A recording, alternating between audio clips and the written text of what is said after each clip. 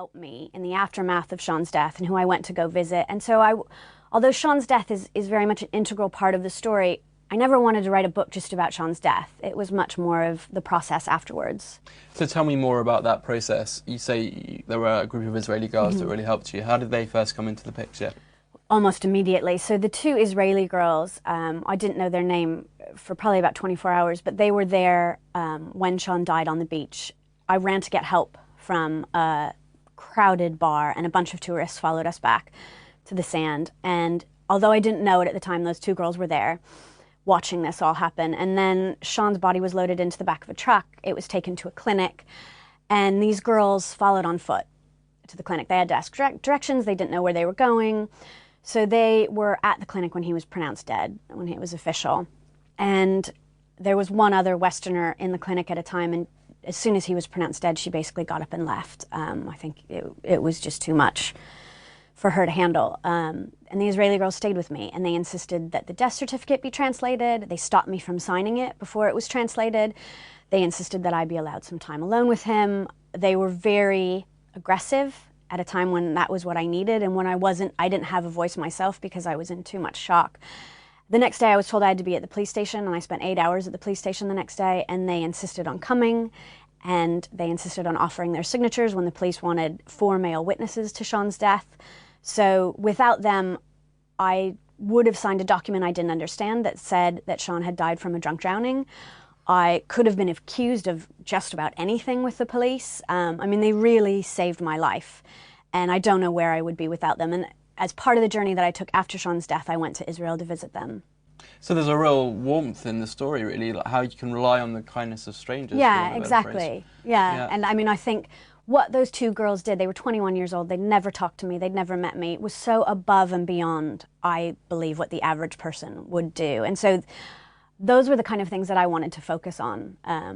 Although Sean's death is kind of the backbone, there are also some amazing incidences of warmth and surprising bits of beautiful human nature. And have these girls and other people around you, your friends and family, read the book and had, I don't know, if feedback's the right word, or how have they reacted to it? So I'm still in touch with one of the girls. We talk quite often on the phone, and I've sent her the book, and her English isn't amazing. So she's kind of started with the Israel bits, and now she's kind of jumping around. And so far, she says it's amazing for her to read. I don't think she's managed to read the whole book yet, but she's working on it. And I think my friends and family, I mean, a lot of people say they can hear my voice in it. They remember parts that I hadn't remembered. I mean, I think it's strange when you read a book from someone you know really well, especially if you knew them when they were going through that. But so far, everything has been really positive from the people that I know and love in my family. And there are other writers in your family, right? So were you able to take inspiration from your mom and from other people? Yeah, so my mom is quite a well-known author, and she certainly helped me through the whole process. She's usually my first reader, and she's an amazing writing teacher, so I kind of had that. I think a lot of ways the story was too close to her sometimes, so sometimes like we would need an outside reader, you know, she would say, it's too raw, I remember this too well, so let's ask someone who doesn't know the story if this is being communicated in the right way. Mm. And what about when it came to considering the audiobook version of this? It's not something you've narrated yourself. Was it difficult to kind of let it go and invite someone else to tell your story?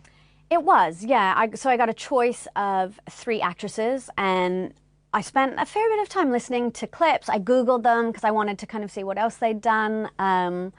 Obviously what they look like doesn't matter, but you kind of, you want to be able to get an image in your eye.